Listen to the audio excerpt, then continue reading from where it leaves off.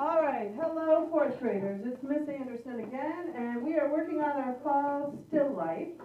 Still life is a picture of things that stay still, mostly sitting on a table. We looked at some still life by artist Paul Cezanne, and so we chose, each one of us chose 4 or 5 or 6 fruits and vegetables. We put them on a table and looked at them with our partner and drew their shapes pretty much life-size with pencil. It's important that you add this table line because your fruits and vegetables should be sitting on a table, okay? That's what we did as a step 1. Step 2 is to color your fruits and vegetables in. I have not added any shading or shadows yet. And I also colored the tablecloth. Now the tablecloth can be one color or it can be patterned. I decided on a checker pattern. You don't have to do that, okay? The next thing we're going to do is start to add our shading and shadows, and I'm using a black oil pastel for that. Each fruit or vegetable is going to be shaded on the same side. So I'm going to pretend, I'm not going to draw it, that the light is coming from here, okay? So let's see, what can I do? I'll put this, I'll pretend that's where my light is, okay? I am not going to draw a sun or a lamp or anything like that on my paper. Just know where the light is coming from.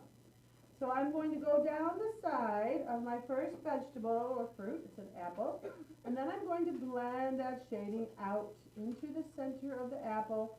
Each time I'm stroking back and forth, I'm lifting up on my oil pastel so there's no line. Some of you guys like to smear it with your finger. That works okay too. But you really have to have a lot on there. Then, under this apple would be a shadow. And it's going to be an oval because the apple is sort of a round shape. And I'm trying to go as fast as I can so you can see where the shadow would be, okay?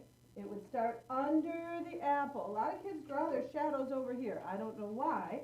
It's down on the table. Shadows don't go up in the air. Like when you're standing outside, your shadow is on the floor or on the ground, right? It's not next to you in the air. So there's my first one.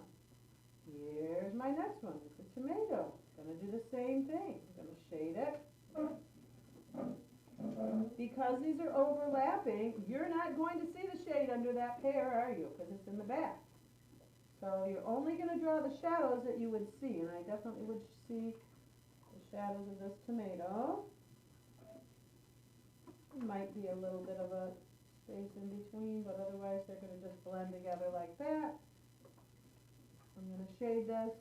Then for my thing back here, I'm not going to see the shadow on the table, but I can still shade it.